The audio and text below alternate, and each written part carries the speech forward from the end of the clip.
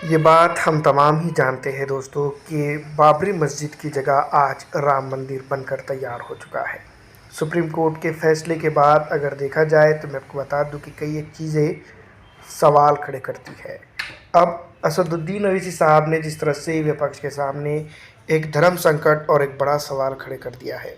मैं आपको बता दूं, ऑल इंडिया मजलिस इत्तेहादुल मुस्लिमीन के प्रमुख और हैदराबाद के लोकसभा सांसद असदुद्दीन अवैसी साहब ने सत्ताधारी बीजेपी और विपक्ष के सामने तेवर के साथ निशाने पर लेने के लिए जाने जाते हैं। इंडियन एक्सप्रेस से बातचीत के दौरान उन्होंने जो तो राम मंदिर और बाबरी मस्जिद को गिराए जाने के ऊपर जो तो कई एक सवाल खड़े किए हैं, जिसको लेकर अगर बात की जाए भारतीय जनता पार्टी को अगर छोड़ भी दिया जाए तो विपक्ष के सामने एक बड़ी धर्म संकट उन्होंने खड़ा कर दिया है। एक तरफा उन्होंने राम मंदिर प्राण प्रतिष्ठा के कार्यक्रम को हिंदू वोटरों की तुष्टीकरण की राजनीति करार दिया है, और वहीं मैं आपको बता दूं कि भारतीय जनता पार्टी का एक मूलभूत मुद्दा खत्म होता हुआ नजर आ रहा है, ये भी कहा है। दूसरी तरफ मैं आपको बता दूं, राम मंदिर से लेकर विपक्ष का रुख क्या है और बाबरी मस्जिद गिराए जाने पर तक घटनाओं का जिक्र किया है और बीजेपी और विपक्ष के आड़े हाथों लिया है। एक तरफ उन्होंने राम मंदिर प्राण प्रतिष्ठा कार्यक्रम को वोटरों को लुभाने का एक आसान तरीका बताया। उन्होंने कहा कि 1950 में चोरी छिपे मस्जिद में एक मूर्ति रख दी गई थी, उसकी जिसके बाद ही ये पूरा आंदोलन शुरू हुआ। मुसलमानों को मस्जिद में जाने से भी रोका दिया गया और उसके बाद वहाँ पर नमाज बंद हो गई। दोस्तों, जैसा कि आप जानती हैं कि विपक्ष को लेकर और जो है तो असदुद्दीन अवैसी साहब की बातों को लेकर कहीं ना कहीं ये बात ज़रूर नज़र आती है कि विपक्ष अब जो है तो किसके साथ खड़ा हुआ नज़र आता है। वहीं मैं आपको बता दूं कि सॉफ्ट हिंदुत्व की तरफ जो है तो विपक्ष का झुकाव ज़्यादा नज़र आ रहा है और मुसलमानों को सिर्फ लॉलीपॉप के तौर पर दिया जा रहा है। एक तरफ जहां कोर्ट और सरकार ने संघ परिवार के पक्ष में फैसला लिया, वहीं मुसलमानों को और अलग थलग किया गया। फिर 1992 में बाबरी मस्जिद के ढांचे को गिरा दिया गया, ये भी इस प्रक्रिया का हिस्सा था। और उन्होंने कहा कि पूरे मुनज़्ज़म तरीके से मैं आपको बता दूं कि बाबरी मस्जिद मुसलमानों से और उनकी जो तो हक से उसको महरूम कर दिया गया। साथ ही साथ दोस्तों मैं आपको बता दूं कि उन्होंने विपक्ष के मौजूदा रवैये और माजी के रवैये को भी जो है तो इंडियन एक्सप्रेस की खबर के इंटरव्यू के दौरान जो है तो कहा है। उन्होंने आरोप लगाया कि चुनी हुई सरकार और कोर्ट में बीजेपी संघ परिवार के आश्वासन के बाद भी मस्जिद को आखिरकार गिरा ही दिया गया। इसके बाद 2019 में आए कोर्ट के फैसले ने मंदिर का रास्ता साफ कर दिया। उन्होंने अखबार से कहा कि मुस्लिम पक्ष ने लीगल टाइटल को लेकर बहस की थी। कोर्ट ने आस्था से जुड़े सबूत की तलाश की और कहा कि हिंदू पक्ष के पास आस्था के सबूत मजबूत है। उन्होंने कहा, मैं कहता रहा हूं कि आस्था का आधार पर फैसला दिया गया है। होता तो अगर मस्जिद नहीं गिराई हो जाती तो फैसला क्या होता। हमारे लिए संतावना की बात केवल ये रही कि कोर्ट ने मुस्लिम पक्ष के इस तर्क को माना कि मंदिर गिराकर कभी मस्जिद बना ही नहीं गई है। बनाने की बात कोई पुरातत्व विभाग के पास भी मौजूद नहीं है और उसका परिणाम या प्रमाण भी मौजूद नहीं है। दोस्तों, उस वक्त मैं आपको बता दूं कि जब मीर बाकी ने मस्जिद का निर्माण किया था, उसको लेकर ये बताया जाता कि वहाँ राम मंदिर था और उसको तोड़कर मुसलमानों ने मस्जिद बनाई, लेकिन ऐसा कुछ नहीं है। मुस्लिम पक्ष के इस तर्क को मान लिया गया है और ये कोर्ट के अंदर जो है तो साबित हो चुका है कि वहाँ पर जो है तो कोई ऐसा सबूत मंदिर का पुराना नहीं मिला है, प्रमाण नहीं है, जिसके चलते इसको जो है तो ये घोषित किया जाता है। अखबार से उन्होंने कहा कि देखा जाए तो बाबरी मस्जिद राम मंदिर का पूरा आंदोलन झूठ की ज़मीन पर खड़ा था, क्योंकि सुप्रीम कोर्ट ने कहा कि कोई मंदिर नहीं गिराया गया था। जैसा कि आप जानती हैं, अगर वहाँ मंदिर होता तो एक भव्य मंदिर होता और उसके अवशेष वहाँ पर मिलते, लेकिन ऐसे कोई अवशेष वहाँ पर नहीं मिले कि उससे ये प्रमाण किया जा सके कि वहाँ पर पुरातत्व को कि वहाँ पर मंदिर मौजूद था। उन्होंने कहा कि एक बार मोदी ने राम मंदिर की तुलना भारतीय स्वतंत्रता संग्राम से की थी और कहा था कि मुसलमानों से मस्जिद छीनना उपनिवेशक सरकार को हराने जैसा है। अवैसी ने यह सवाल किया, वो कहना चाहते हैं कि भारतीय मुसलमान नहीं है। उन्होंने कहा कि कोर्ट के फैसले के बाद होने वाले राम मंदिर उद्घाटन ने वाराणसी, मथुरा और अन्य जगहों पर ऐसे आंदोलनों को मजबूत किया है। जो मस्जिद की जगह पर मंदिर होने का दावा करते हैं और इसके चलते ये दावे पक्के भी माने जा सकते हैं।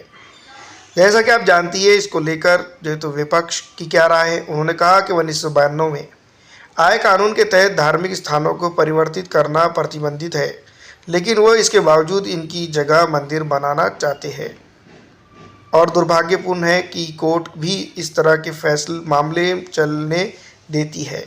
मुझे लगता है कि 22 जनवरी का ये समारोह आज के दौर के मुसलमानों को उनकी जगह दिखाने की एक सांकेतिक कोशिश है, जिसके चलते मुसलमान अगर अभी नहीं जागता है तो आने वाले दिनों के अंदर उसको बड़ी परेशानियां हो सकती है। विपक्ष का प्राण प्रतिष्ठा कार्यक्रम में ना जाना से जुड़े सवाल पर उन्होंने पलटकर अखबार के संवाददाता से सवाल किया कि कांग्रेस के वरिष्ठ नेता कमलनाथ ने जब कहा कि 1986 में राजीव गांधी और कांग्रेस पार्टी ने मस्जिद का ताला खोला था, क्या मंदिर का श्रेय नहीं लेना चाहते थे। उन्होंने सवाल किया 6 दिसंबर 1992 को हुआ, उस पर कांग्रेस और विपक्ष का क्या स्टैंड है। अगर उस वक्त की जीबी पंत सरकार उत्तर प्रदेश ने वहाँ से मूर्ति हटा दी होती तो क्या आज जो हो रहा है वो होता। क्या कोर्ट का फैसला होता, क्या कोर्ट हमारे हक में फैसला देती या उनके फैसले में। उन्होंने कहा कि बाबरी मस्जिद के गिराने के लिए केवल कांग्रेस ही नहीं बल्कि विपक्ष की दूसरी पार्टियां का भी अहम रुख रहा है। आप जानते हैं कि कांग्रेस लगातार ये दावा करती है कि जो तो वो मस्जिद गिराने में उनका भी हाथ रहा है। उन्होंने कहा कि बाबरी मस्जिद गिराने के लिए केवल कांग्रेस ही नहीं बल्कि विपक्ष की दूसरी पार्टियां भी इसमें जिम्मेदार है। उन्होंने शिवसेना नेता उद्धव ठाकरे का जिक्र किया और कहा कि उन्होंने तो इस पर गर्व करते हुए खुले तौर पर कहा कि बाबरी मस्जिद गिराने में उनके कार्यकर्ताओं का बड़ा हाथ है। सीएम के पद पे रहते भी उन्होंने कहा कि बाबरी मस्जिद गिराने में उनका हाथ था। उन्होंने सवाल किया, जब कोर्ट में इससे जुड़े आपराधिक मामला चल रहा था, शिवसेना और बीजेपी को कोर्ट में जाकर कहना चाहिए था कि उन्होंने ही ये किया है, बल्कि ऐसा नहीं हुआ है।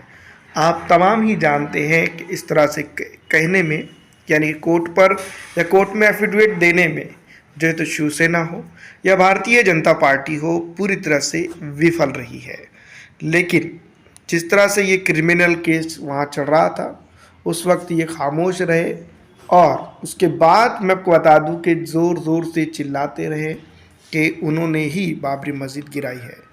उन्होंने सवाल किया, जब कोर्ट में जो चीज़ें चल रही थी आधीन थी तो उस वक्त ये लोग कहाँ थे। ये सबसे बड़ा सवाल था। जब कोर्ट ने अपने फैसले में कहा कि मस्जिद गिराने के लिए किसी को जिम्मेदार नहीं ठहराया गया है, मोदी सरकार ने उस पर अपील नहीं की, केवल मुसलमान पक्ष ने ही अपील की थी विपक्ष के लिए।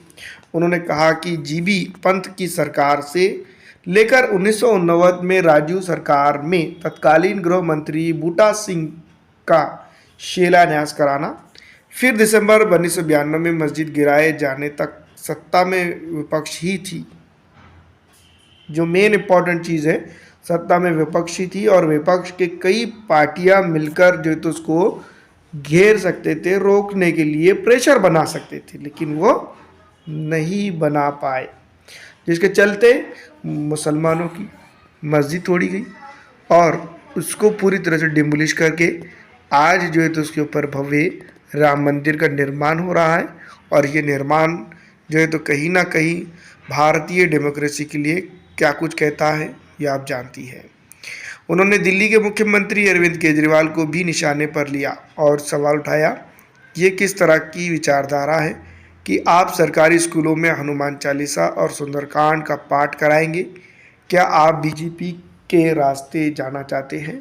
उन्होंने कहा, अरुण जेटली ठीक कहते थे, जब आपके सामने असली है तो कोई नकली के पास क्यों जाएगा।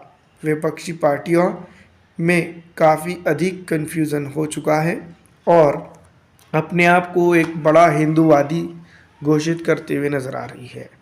जिस तरह से मैं आपको बता दूं कि अरविंद केजरीवाल ये जो है तो कर रहे हैं, ये काफ़ी जो है तो सेकुलरिज्म को अगर देखा जाए, क्योंकि गवर्नमेंट स्कूल के अंदर हिंदू का भी बच्चा पढ़ता है, मुसलमान का भी बच्चा पढ़ता है, सिख का भी बच्चा पढ़ता है, ईसाई का भी बच्चा पढ़ता है, तो वहाँ पर हर धर्म की तालीम ज़रूरी हो सकती है।